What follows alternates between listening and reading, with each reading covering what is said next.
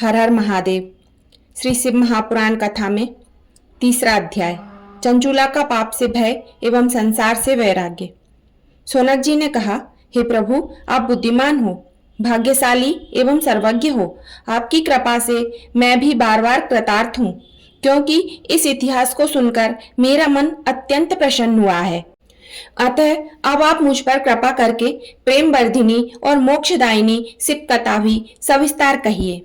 श्री सूत जी बोले, हे सौनक, तुम शिव भक्त और वेद ज्ञाता हो, इसलिए मैं उस गुप्त कथा को भी सुनाता हूँ। सुनो। समुद्र के निकट एक वाशकल नाम का ग्राम था। वहां वैदिक धर्म को त्याग कर महापापी जन निवास किया करते थे। वे बड़े दुष्ट थे, जिनकी आत्मा दुर्विषयी थी, शस्त्रधारी, पर स्त्री भोगी, खल कपटी, खेती करने वाले थे। ज्ञान वैराग्य एवं सत धर्म तो जानते ही न थे। उन सबकी स्त्रियां भी स्वेच्छाचारिणी, कुटिला, पाप परायण, दुर्बुद्धि, व्यभिचारिणी थी।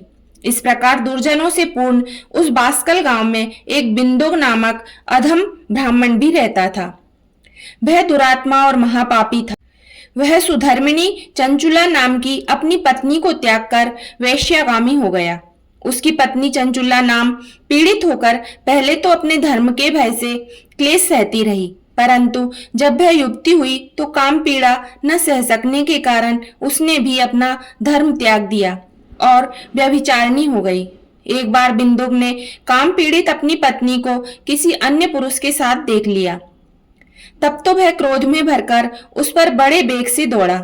उसे आता देख वह पुरुष तो कपट करके वहां से भाग गया, लेकिन उसने अपनी स्त्री को पकड़ लिया और उस दुष्चरित्रता में खूब घूंसे जमाए। जब वह अपने पति से पिट चुकी तो उसे भी क्रोध आ गया और वह निर्भय होकर पति से बोली, तुम्हें अपना विचार नहीं कि तुम भी तो मुझ नवयौवना और पति सेवा परायण पत्नी को छोड़कर वैश्यागामी हो रहे हो। कहो, यदि पत्नी रूपवती हो, काम से व्याकुल हो और उसे पति का विहार प्राप्त न हो तो उसकी क्या दशा होगी? उत्तर दो। मैं रूपवती नवयौवना हूँ और मुझे तुम्हारा संग प्राप्त नहीं है, फिर मैं किस प्रकार काम पीड़ा को सहन करूं? सूत जी बोले, जब उस ब्राह्मण की पत्नी ने ऐसा कहा तो उस दुर्बुद्धि पापी ने पत्नी से कहा, तुमने सत्य कहा है, तुम्हारा मन भी काम से व्याकुल है।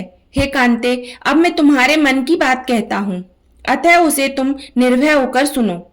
तुम निर्भय होकर पर पुरुष के साथ विहार करो, परंतु उनसे धन लेकर मुझे देती रहो, जिससे मेरा और तेरा दोनों का स्वार्थ सिद्ध होता रहेगा।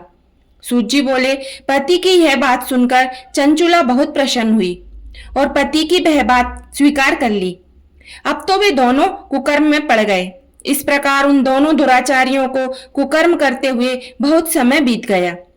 कुमति दुष्ट ब्राह्मण समय आने पर मर गया और घोर पापों के कारण नरक में गया तथा बहुत काल पर्यंत नरक भोगे।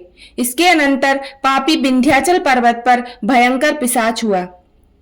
अब बिंदुक पति के मर जाने पर मूर्खा चंचुला पर पुरुषों के साथ घर में देवयोग से पुण्य पर्व के आने पर वह नारी बंधुओं के साथ गौकर्ण क्षेत्र में आ गई।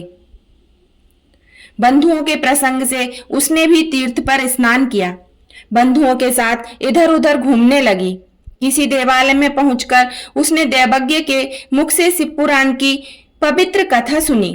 कथा में उसने सुना, जो स्त्री पुरुषों के साथ व्यभिचार करती है उसे यमलोक में यमदूत लोहे के परिध तपाकर उसकी योनि में डाल देते हैं। इस वैराग्य वर्धिनी कथा को सुनकर वह भय से कांप उठी। जब कथा समाप्त हो गई और श्रोतागण भी चले गए, तब वह डरती हुई शिव भक्त कथावाचक के पास जाकर बोली, हे महाराज, मैं दुराचारिणी हूँ और मेरा चरित्र पाप में है। मुझ मूर्खा ने अपना यौवन व्यभिचार में कामासक्त होकर व्यतीत कर दिया है। आज आपकी वैराग्यदायक कथा सुनकर मुझे कुछ ज्ञान हुआ है। दुराचार में पड़ी हुई, स्वधर्म से पतित, महानिंदनीय मेरी क्या गति होगी? हे महाराज, मैं क्या करूं? किसकी शरण लूं? नरक समुद्र में गिरती हुई मुझे कौन आकर बचाएगा? हे विप्रवर, आप ही मेरे पिता हो। अब मैं आपके ही चरणों की शरण हूं, अतः कृपा करके मुझ अबला का उद्धार कीजिए। सूत जी बोले, जब वह ऐसे दीन वचन बोली तब ब्राह्मण ने अति दया करके उसको उठा लिया। तीसरा अध्याय संपूर्ण। बोलिए श्री शंकर भगवान की जय।